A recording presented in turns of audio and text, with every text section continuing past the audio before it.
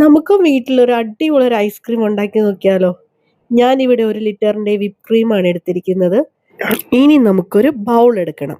ഇനി ബൗള് നമുക്കൊന്ന് ഫ്രിഡ്ജിൽ വെച്ച് ജസ്റ്റ് ഒന്ന് തണുപ്പിച്ചതായിരിക്കണേ.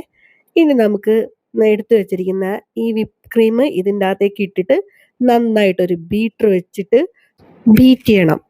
അങ്ങനെ ഇതൊന്ന് നന്നായിട്ട് തിക്കായിട്ട് വരും.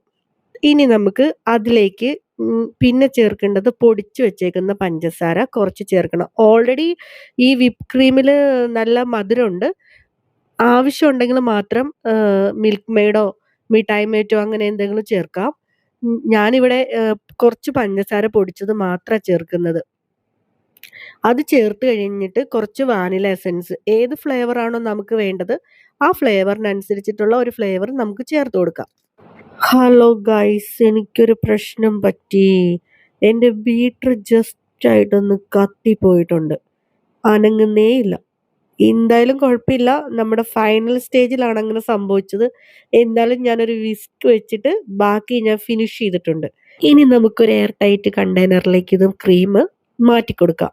അത് കഴിഞ്ഞാൽ നമ്മുടെ പരിപാടി കഴിഞ്ഞ് കേട്ടോ. പിന്നെ നമ്മുടെ ഈ ക്രീമിലേക്ക് അൽത്താ കുൽത്താ സാധനങ്ങൾ, അതായത് ബദാമോ ചെറുപ്പഴോ അങ്ങനെ എന്തെങ്കിലും അലങ്കോല പണിക്ക് പറ്റിയ സാധനങ്ങൾ ഇതിന്റെ പുറമേ തൂളി കൊടുക്കാം. ഇനി അവൻ അങ്ങനെ ഒരു ഓവർ നൈറ്റ് ഒന്ന് ഫ്രീസറിലിരിക്കട്ടെ. ഇത് കണ്ടോ, ഐസ്ക്രീം റെഡി ആയി കഴിഞ്ഞ്. ഇനി നമുക്കൊരു സ്കൂപ്പ് ചെയ്ത് ഒരു ബൗളിലേക്ക് മാറ്റി കൊടുക്കാം. ഇത് വളരെ സിമ്പിൾ ആൻഡ് ഈസി ആയിട്ട് ഉണ്ടാക്കുന്ന ഒരു റെസിപ്പിയാണ്.